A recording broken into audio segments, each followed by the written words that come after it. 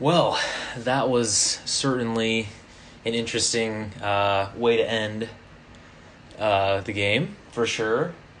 K-State gets their rear ends thrashed by the Jayhawks. Final score 81-60 in Allen Fieldhouse, and K-State did not come to play at all. I mean, they had about a 5% chance to win going into that one.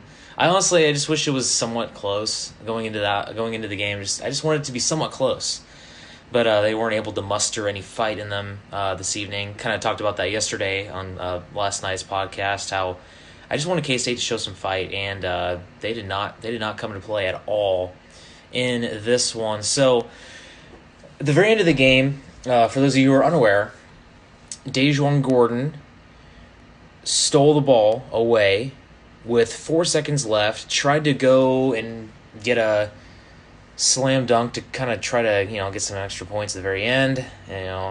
He's a freshman, trying to get some extra minutes.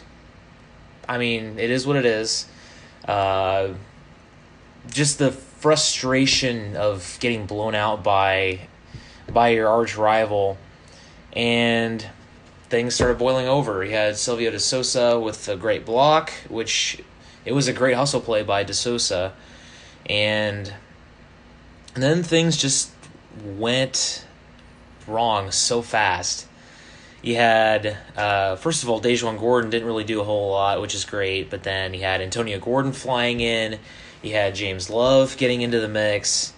He was throwing some punches for who knows why. And then I think things really started. I think the moment that everyone will remember from this fight is when Silvio De Sousa picked up the chair and started to look like he was trying to it looked like he was maybe going after James Love, who had fallen to the ground.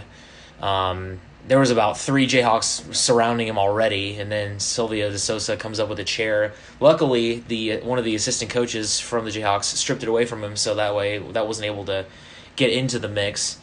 And basically all I'm saying is like, I really wish that there was someone to strip Myles Garrett of his helmet when he came flying in there. I wish there was someone like that, but that was not the case. So yeah, there's going to be a lot of punishments that are going to be dished out in this one. There's no doubt about it. I think when it comes down to it, you're going to have De Sousa for sure. You're probably getting the biggest sort of the biggest suspension out of everyone. I mean, honestly, I think he should be done for the year. Then after that, I think there'll be some minor suspensions handed out to James Love as well. I mean, he's probably not nearly anywhere near coming back anytime soon anyway, so it's not that big of a deal. And then after that, I mean, probably McCormick. He had some punches that were going everywhere as well. You probably give him some suspension time as well, which honestly, in the end, this is hurting KU a lot more than it hurts K-State. Because first of all, K-State has no chance of making the postseason. I mean, they're now 8-10. They're 1-5 in Big 12 play. As for KU, they're a top 3 team. You lose 2 big guys that are kind of the cornerstones to your offense. And so this is going to hit KU a lot more than it's going to hurt K-State. But it definitely does hurt both of these 2 teams' reputations for the season. And it really is a shame that this game ended this way, because KU had K-State on the ropes all game long since the beginning of the game. And the fact that McCormick, for whatever reason, started throwing punches and De Sousa started the whole thing, it was just really unfortunate. But K-State is not fully innocent here. Like I said, I think Antonio Gordon should get suspended some too. I think I saw him throwing some punches in there as well. So I think for sure that definitely gets him suspended for at least a little bit. But man, it really was just an absolute, a mess. And first of all, shout out to Riley Gates for getting that video in. It's getting near 1 million views already, which is insane. Riley, K-State student, graduated this past year, had a bunch of classes with him. He was at the game. He works for Rivals, and he was kind of the guy that was right there, kind of filming the whole thing. And it was nuts. The whole thing was just happening right there in front of the KU section. It was so kind of funny seeing some of the KU fans kind of yelling down at the players. That was kind of going on. But overall, it was kind of getting back to the whole thing. I think that when it comes down to it, De Sousa should be done for the year. I think Antonio Gordon should get suspended a couple games. You give McCormick, I think, a few games. I think you give him probably the second worst suspension.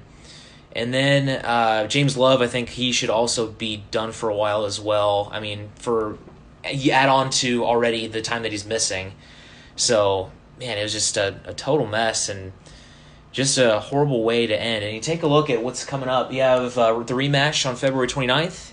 I will be calling that game, so if you tune in to Wildcat 91.9, you can listen to me calling that game. Hopefully nothing boils over in that game either.